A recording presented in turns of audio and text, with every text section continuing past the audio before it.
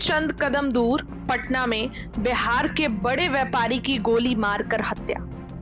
हर महीने बिहार में सैकड़ों व्यापारियों की हत्या हो रही है, लेकिन जंगल राज नहीं कह सकते, क्योंकि इसे ही शास्त्रों में मीडिया प्रबंधन, परसेप्शन मैनेजमेंट की छवि प्रबंधन कहते हैं। नमस्कार, यंग भारत न्यूज देख रहे हैं आप। बिहार के नेता प्रतिपक्ष तेजस्वी यादव ये बयान दिए हैं और न केवल नीतीश को सरकार की कानून व्यवस्था पर सवाल उठता है, बल्कि 2025 के बिहार विधानसभा चुनाव के लिए तेजस्वी की सियासी रणनीति को भी बताता है। दरअसल बिहार के बड़े व्यवसायी गोपाल खेमका की हत्या कोई साधारण घटना नहीं है, क्योंकि यह 2018 में उनके बेटे गुजन खेमका की हाजीपुर में हत्या के बाद खेमका परिवार की दूसरी त्रासदी है, जिसका केस आज भी अनसुलझा है। यह घटना से बिहार के व्यवसायी वर्ग में काफी आक्रोश है और बीजेपी सांसद रामकृपाल यादव और जदयू के नेता श्याम रजक जैसे नेताओं ने भी पटना पुलिस की नाकामी पर सवाल उठाए हैं। अब जब सत्ता पक्ष की ओर से अपनी ही सरकार पर सवाल उठाए जा रहे हैं, तो तेजस्वी यादव भले यह मौका कैसे छोड़ सकते हैं। हाल के दिनों में तेजस्वी यादव लगातार बिहार में कानून व्यवस्था को लेकर सवाल उठाते रहे हैं। ऐसे में जब यह घटना उनके हाथ में नया सियासी हथियार साबित हो सकता है, तो तेजस्वी इसको कभी नहीं छोड़ेंगे। दरअसल गोपाल खेमका के इस हाई प्रोफाइल हत्याकांड से बिहार में व्यापारी समुदाय डर और असुरक्षा की भावना घर कर गई है। तेजस्वी यादव इस डर को भुनाकर व्यापारियों और मध्यम वर्ग को अपनी ओर आकर्षित करने की कोशिश कर रहे हैं। उनके बयान में जंगल राज शब्द का इस्तेमाल नीतीश सरकार को उसी दाग से घेरने की रणनीति है जिसे कभी राजद शासन पर लगाया जाता था। खास बात यह है कि गांधी मैदान यहाँ से 50 मीटर से भी कम दूरी पर है। वही डीएम आवास भी इतना ही दूरी के दायरे में है। पास ही में 100 मीटर के अंदर ही सिविल कोर्ट के जज का भी आवास है। घटना स्थल के विपरीत दिशा में ही निकट की एसपी कार्यालय है। पटना के सबसे वीआईपी इलाके में यह क्षेत्र माना जाता है।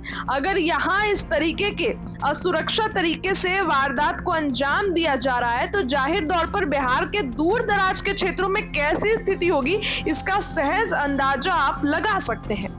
तेजस्वी यादव लंबे समय से नीतीश सरकार पर अपराध, बेरोजगारी और पलायन जैसे मुद्दे को लेकर हमलावर रहे हैं। गोपाल खेमका हत्याकांड ने उन्हें रिवर्स जंगल राज का नैरेटिव गढ़ने का मौका दे दिया है। उनके सोशल मीडिया पोस्ट में मीडिया प्रबंधन और परसेप्शन मैनेजमेंट जैसे शब्द का इस्तेमाल यह बताता है कि नीतीश सरकार के सुशासन के दावों को न केवल चुनौती दे रहा है, बल्कि इसे एक सुनियोजित इमेज मैनेजमेंट का हिस्सा बता रहे हैं। तेजस्वी का यह बयान युवा और शहरी वोटरों को टारगेट करता रहा है, जो सोशल मीडिया पर सक्रिय हैं और नीतीश सरकार की कथित नाकामियों से नाराज हैं। जाहिर है कि तेजस्वी यादव इसे व्यापक स्तर पर उठाकर महागठबंधन के लिए व्यापारी और मध्यम वर्ग के वोटरों को एकजुट करने की कोशिश कर रहे हैं। हाल ही में तेजस्वी यादव ने पटना में वैश्य सम्मेलन का भी आयोजन किया था और व्यवसायी वर्ग के लिए कई योजना की घोषणा की थी। इसके साथ ही सुरक्षा का भी वादा किया था।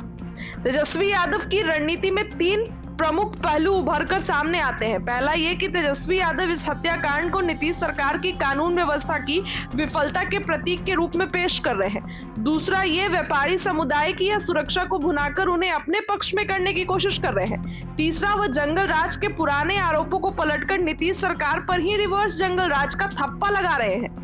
उनकी हाल ही की प्रेस कॉन्फ्रेंस और बयानों में अपराध के आंकड़ों का हवाला देना, जैसे 20 साल में 60,000 हत्याएं और 25,000 बलात्कार, इसी रणनीति का हिस्सा है। तेजस्वी यादव के सहरसा में पेट्रोल पंप लूट और अन्य घटना को भी उठाया है, ताकि अपराध को एक व्यापक मुद्दा बनाया जा सके। बता दें कि नीतीश कुमार को बिहार में सुशासन बाबू के रूप में जाना जाता है। ऐसे में गोपाल खेमका हत्याकांड एक बड़ा झटका है। पुलिस को देरी से पहुंचना और कई पुराने केस पर कोई अंतिम कार्रवाई नहीं होना सरकार की छवि को नुकसान पहुंचा रहे हैं। हालांकि जदयू प्रवक्ता नीरज कुमार ने तेजस्वी के आरोपों को वोट बैंक की राजनीति करार दिया है, लेकिन यह पर्याप्त नहीं हो सकता है। अगर पुलिस जल्द ही हत्यारों को पकड़ने में नाकाम हो रही हो, तो तेजस्वी का नैरेटिव और मजबूत होगा। वहीं नीतीश सरकार की त्वरित कार्रवाई और जनता का भरोसा इस नैरेटिव को कमजोर भी कर सकता है। लेकिन इतना तय है कि बिहार सियासत में अब इस हत्याकांड के बाद और गर्म होने वाली है, क्योंकि रिवर्स जंगल राज के रूप में तेजस्वी यादव के हाथ में नया हथियार लग गया है और वो इसको चलाने से चूकेंगे नहीं। फिलहाल आपको क्या लगता है हमारे कमेंट सेक्शन में बताइए। बहुत बहुत धन्यवाद।